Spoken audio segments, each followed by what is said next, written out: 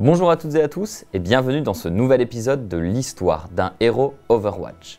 Je suis Zekaria et ensemble nous allons découvrir l'histoire des personnages de notre jeu favori. Aujourd'hui, j'ai choisi de m'intéresser à un héros tout récent puisqu'il vient à peine d'être annoncé sur le PTR. J'ai nommé Doomfist. Ce personnage emblématique avait déjà été teasé depuis bien longtemps et je vous propose aujourd'hui d'en découvrir l'histoire. Doomfist. La seule évocation de ce nom suffit à répandre la peur. Pourtant, cela n'a pas toujours été le cas. Doomfist est un titre, un pseudonyme qui a été porté par 3 individus. Le premier, Abadi Ngumi, était surnommé le Sauveur. Le second, Akinjide Adeyemi, fut surnommé le Fléau de Numbani pour avoir semé le chaos avec l'organisation terroriste La Griffe. Puis vint Akande Ogundimu. Ogundimu est né dans une riche famille nigériane.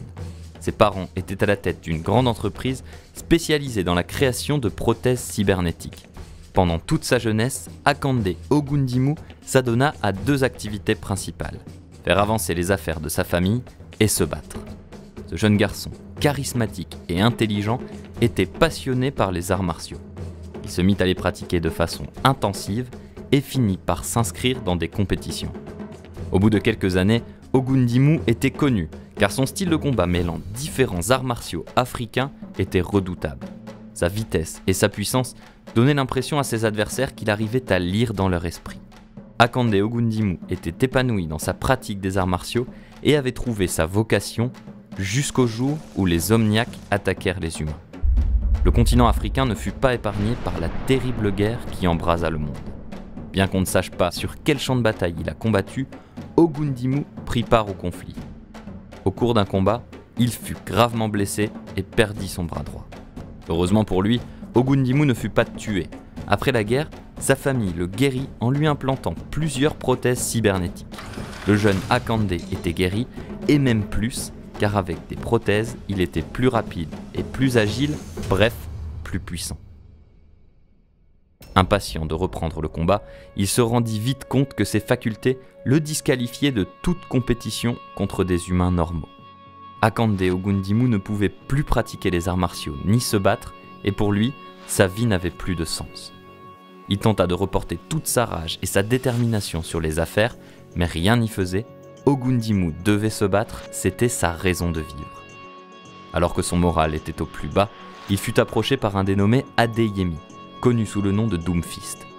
Adeyemi était membre d'une organisation nommée La Griffe. C'était un pillard sans foi ni loi et il était surnommé le Fléau de Numbani.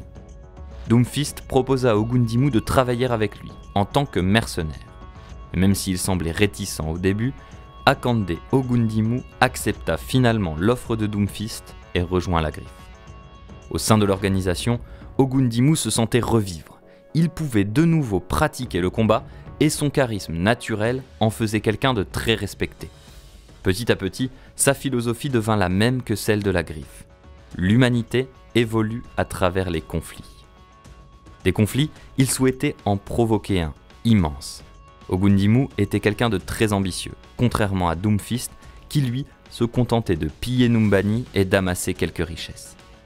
Les conflits internes de La Griffe et les différences de point de vue entre Ogundimu et son mentor menèrent à un sanglant combat dans lequel Adeyemi fut tué. Ogundimu reprit son gantelet cybernétique et devient lui-même Doomfist, le successeur. Doomfist était respecté et même admiré au sein de La Griffe. Sa puissance, son charme et son ambition lui permirent de grimper rapidement les échelons. Très vite, il fit comprendre qu'il avait un plan: plonger le monde entier dans une nouvelle guerre. Avant même d'avoir pu mettre son plan à exécution, Doomfist fut retrouvé par une équipe d'élite d'Overwatch dans les rues de Numbani. Un combat s'engagea alors entre Ogundimu, Tracer, Genji et Winston. Doomfist était très puissant. Au cours d'une confrontation des plus épiques, il parvint à mettre hors de combat Genji et à détruire le chrono-accélérateur de Tracer. Devant une telle barbarie, Winston, enragé, se jeta dans la mêlée et parvint à mettre fin au carnage de Doomfist. Ogundimu, défait, fut par la suite emprisonné dans la prison de haute sécurité Helix Security International. Pendant des années, il resta enfermé sous les verrous de la cellule 88-503, collectant des coupures de journaux pour se tenir informé de l'actualité du monde. Dans sa cellule, il accrocha au mur tous les papiers parlant de sa défaite, de son emprisonnement et d'Overwatch. Car Doomfist avait perdu une bataille, mais il comptait bien gagner la guerre. Un jour, il vit dans l'un des journaux que son précieux gantelet était exposé au musée d'Overwatch. Au même moment, Faucheur et Fatal s'infiltrèrent dans ce musée pour tenter de s'emparer du gantelet de Doomfist. Heureusement, Winston et Tracer réussirent tant bien que mal à les repousser et le gantelet fut sauvé. Le temps passa et Doomfist semblait condamné à croupir dans sa cellule jusqu'au jour où il fut libéré par la Griffe. Dès les premières lueurs du jour, un vaisseau de la Griffe entra dans la zone de sécurité de la prison Helix Security International. Il parvint à contourner les dispositifs de défense sans incident. Faucheur surgit du vaisseau et entra dans le bâtiment, tuant froidement tous les gardes qui le séparaient de sa cible. Lorsqu'il sentit que l'heure de sa libération approchait, Doomfist commença à détruire le mur de sa cellule à l'aide de son poing. Il rejoint Faucheur et les deux terroristes s'échappèrent. Une fois en liberté, Doomfist rejoint Numbani, son fief, où une exposition sur lui se préparait. Débarquant à l'aéroport, il détruisit sans aucun souci les robots de défense OR-15 qui lui barraient la route. Il récupéra son gantelet cybernétique sur un convoi qui était en train de le transporter jusqu'au musée de la ville. Doomfist, celui qui souhaitait plus que tout voir le monde plonger dans la guerre, est de retour. Il a aujourd'hui retrouvé son siège au sein du Conseil de la Griffe et semble déterminé à prendre sa revanche sur Overwatch. Et voilà les amis, vous connaissez maintenant l'histoire de Doomfist, ce héros qui a mis son intelligence, son charisme et sa force surhumaine au service de la Griffe. Il faut savoir que Doomfist est l'un des héros fil rouge d'Overwatch. En effet, c'est son gantelet que l'on voyait dans la toute première cinématique révélée à la BlizzCon 2014 et que Fatal et Faucheur essayaient de dérober. Sur la carte Numbani, Doomfist est également très important.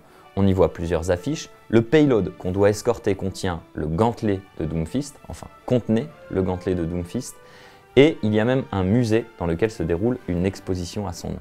Il faut savoir que Doomfist était présupposé être doublé par Terry Crews, un acteur américain extrêmement connu, et que ce dernier avait plusieurs fois fait part de son intérêt pour Overwatch.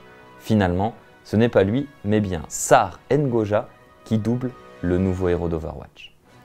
Les amis, cette histoire est maintenant terminée, j'espère qu'elle vous a plu et je vous propose de vous retrouver très bientôt pour découvrir l'histoire d'un nouveau héros Overwatch. D'ici là, portez-vous bien. 2 semaines plus tard, Amélie tua son mari dans son sommeil. La Croix était devenue Fatale, aussi connue sous le nom de Widowmaker, la Veuve Noire. Une fois sa sombre mission accomplie, Fatale, incapable de ressentir la moindre émotion, retourna auprès de la Griffe. Elle y reçut